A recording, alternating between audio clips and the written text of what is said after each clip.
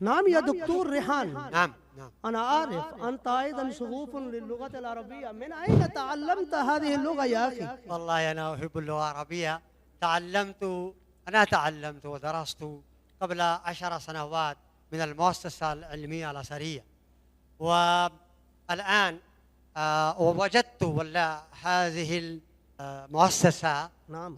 جيدة لتعليم اللغة العربية.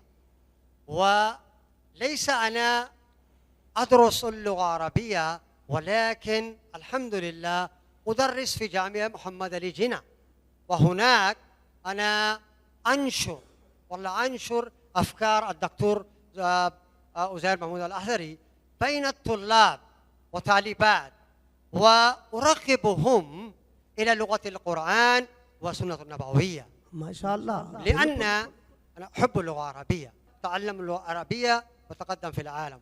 मैं बहुत इंस्पिरेशनल ये बात कहता हूँ कि learn Arabic language and prosper in the whole world.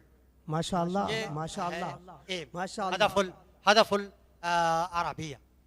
नाम मोहतरम, जैसा कि आपने फरमाया है, बिल्कुल सही फरमाया कि मुअस्ससा अल-इल्मिया अल-असरिया का मकसद, हदफ असासी यही है कि दुनिया के अंदर, पाकिस्तानी मुआशरे के अंदर लुगाए अरबिया को यानी अरबी ज़ुबान को फ़रोग दिया जाए और मुआशरे के अंदर बेहतरीन किस्म की कॉन्फ्रेंसेस के ज़रिए लोगों के जहनों की आबियारी की जाए, जैसा कि मुअस्ससा अल-इल्मिया अल-असरिया ये कर रहा है।